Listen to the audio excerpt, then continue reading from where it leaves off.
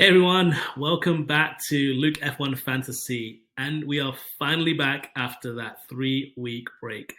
And what a way to return! It's back-to-back racing with the sprint weekend in Spa, followed by Hungary next week.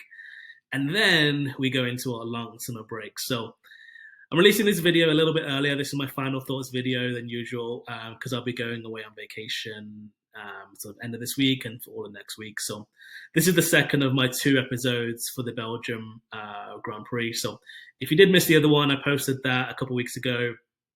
Feel free to go check it out on the channel. A little bit more of a deeper dive into the drivers. So definitely check that out and to make sure you're all caught up. So I'll link it in the credits at the end here. So a lot's changed in the F1 world since we last chatted, and some of it could definitely impact our fantasy teams. We have Christian Horner, who is out at Red Bull. Whole new energy at that team from when it started the season. You think we had Christian, Liam Lawson, Max. Now we have no Christian, no Liam Lawson. We have Yuki Tsunoda there. We have a new principal. We have Max. And that makes their performance just a true wild card this weekend. So fortunately, they're not too much in our thoughts, especially from a budget builder perspective. But it's anyone's guess as to how Red Bull performs from here on out until the end of the year. Now, if you're like me and you're signing into your F1 Fantasy app or website after a couple of weeks and you're noticing something a little bit's changed, maybe your points look different, your global rank looks a little bit funky. Well, one of the reasons for that probably is there was an F1 Fantasy points update that came from the developers just last week. So I was fortunate to benefit from those changes, more than likely because the teams above me got scored incorrectly, teams that had Ocon in them, teams that maybe they suffered a bit more of a points decrease. So I actually jumped up 11 more spots on my global rank. So if you've seen your rank go up or down as a result of that, let me know down in the comments if it helped or hurted your team. Now, in terms of our teams, we do have a few reports of Ferrari having bringing new upgrades to this weekend with a new rear suspension. Still early signs to say whether the drivers have noticed an improvement, but that'll be something to kind of keep an eye on to see if Ferrari can, re-emerge as a strong second premium constructor that they look like that every week. Now that we are a little bit closer to Spa, we can take a little bit closer look at the weather, and well, it's looking pretty spicy, guys.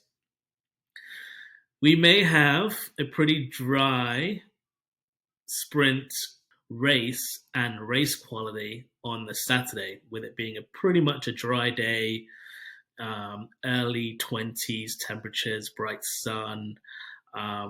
So that's Saturday. But then if we go into Sunday, we have got a whole lot of spice. We've got 70% of rain.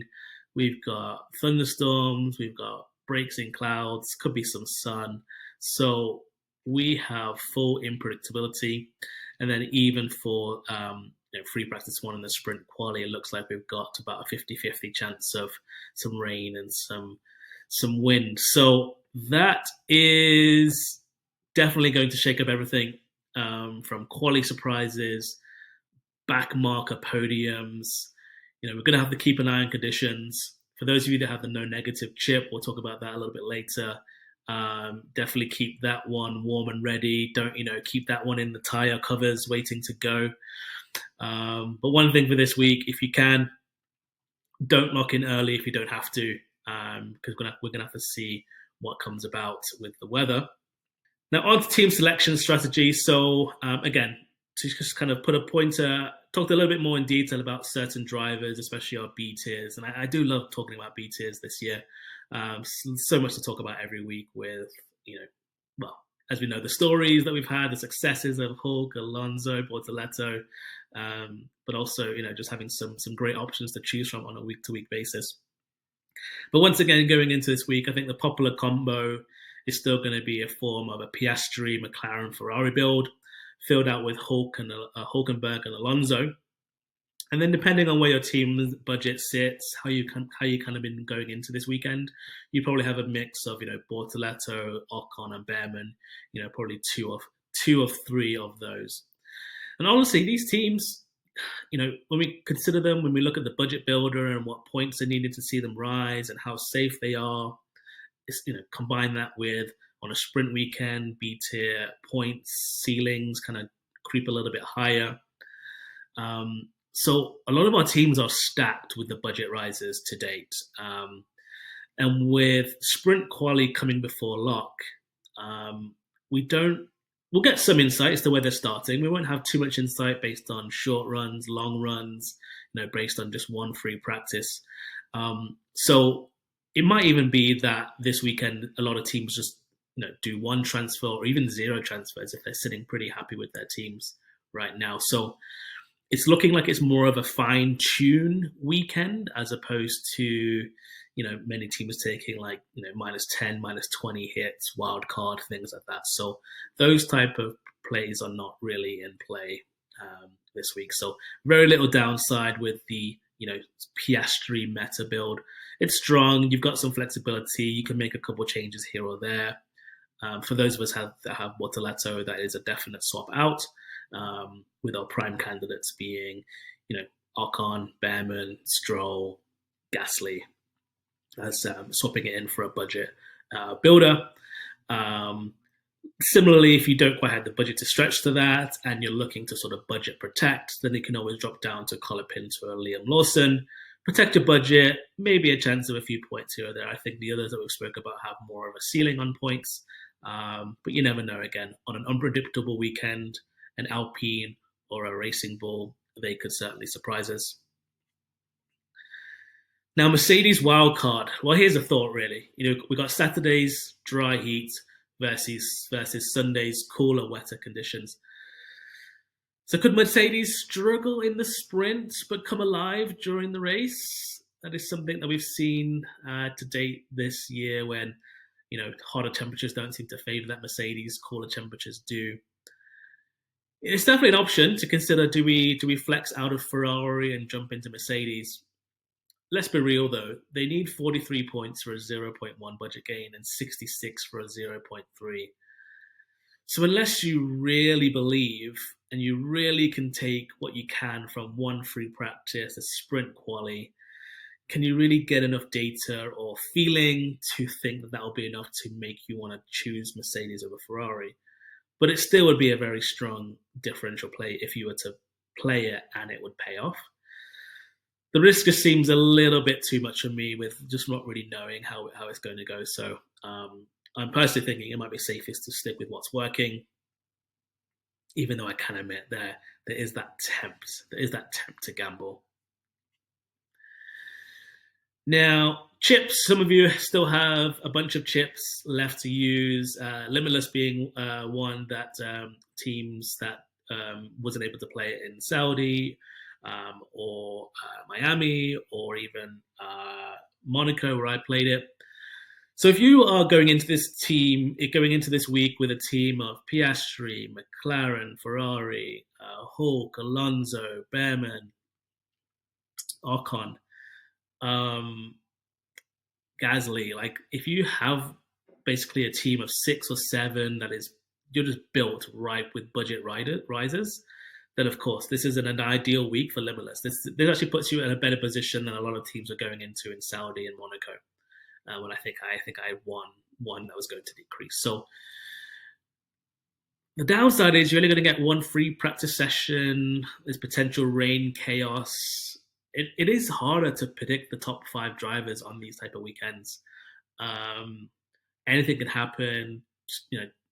Teams, just nailing their tire choice at the right time. Like one lap difference between bringing in a driver in or out can really make or break a driver's position on a race weekend. So personally, I think I'm going to be saving Limitless.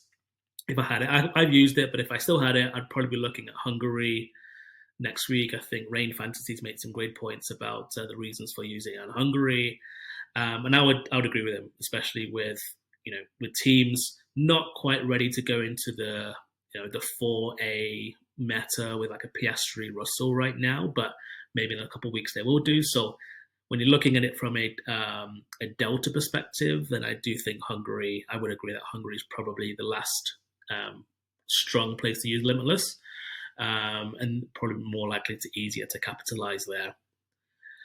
Now, there's some of you that still have the no negative chip, so this is a strong candidate for this week. Like I said, keep those tire warmers on your no negative chip for this weekend, because it's not guaranteed that it's going to rain all weekend, where we've seen it in previous times, in like the Netherlands or Brazil, where just kind of Friday to Sunday it's just wet. We're going to have like changing.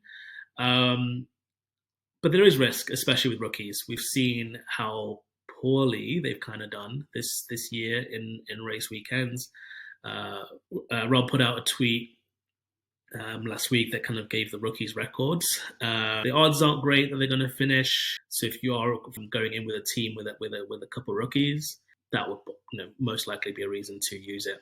The last two chips, the 3X and Autopilot. These chips are going to come into play if you're going aggressive with two premium drivers and a Kick or Aston as your constructor. So moving into these triple, double, triple McLaren, double Aston, double Kick, triple Aston if you fancy Stroll this weekend. It's a fun conversation to have, because the main differences right now is playing the 3X. It's deciding whether to play it now, where you have Piastri and Norris, who are strong for a 1-2 finish, sprint race, quali, the race itself. But you're pairing it with a B-tier constructor like a Kick or Aston. Now, we know that Kick or Aston have pulled out 30, 40, 50-point weeks before, which, especially when we look at their price budget, it's 6x or 7x there. So you're getting good value. Like, the wheels will come off eventually for these constructors. Whether the top two drivers, 1 on 2, over 3-point scoring sessions with a B-tier constructor, will outscore the alternative, which is later in the year, looking at having a situation where you have the two premium constructors, the McLaren, Ferrari, but you also have a Piastri or a Russell. So it's the difference of going like, do you want Russell and the premium constructor over Norris and the B-tier constructor, and see which one kind of calls that. Now, the main reason why this will pay off more so is while people are still in the Piastri builds, and so if you are using these chips, I would say you'd have to put them on. The 3X especially, put it on Norris. The Autopilot helps you out to kind of like choose auto pick which one gets the highest points. So let me know what you think. Do you think the McLaren dominant is better to use it now and take advantage of the ascendance in Kick or Aston, or play it safe a little bit later on? We may not be able to get a guy that's going to win the race, but looking for that second premium driver to finish second, third or fourth, perhaps to make it a strong contender to compete with those that might run it this week. Now, another alternate strategy. This is purely an experience / points over budget. So maybe if you're playing in a private league, you've got a few people in your league that are on the meta templatey type of teams, and you're looking for an alternative approach, then maybe we do have to consider the struggles that the rookies have had in wet races this year. So chasing experience. So for me, but I'm probably looking at taking out my two rookies, Bortoleto and Behrman. And as long as you have a budget anywhere between sort of 117.5 and 121.1, you can bring in guys like Stroll, Gasly, and Sainz, all experienced drivers, all have good wet records. And in the case of Stroll and Gasly, you're looking at two assets that are also in strong positions to see price increases this week. So my tier list for these three would be Stroll, Gasly, Sainz, based on the budget rise potential and their wet race performance potential. So let me know if you're considering something like that.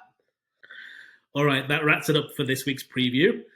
Let me know your chip plans, your team changes in the comments, and if you spot anything interesting during sprint, quali, tag me on Twitter, on X.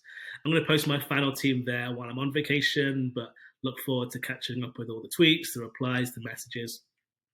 And thanks again for tuning in. Enjoy the race weekend, And I'll probably see you midweek of next week for the Hungary Grand Prix preview.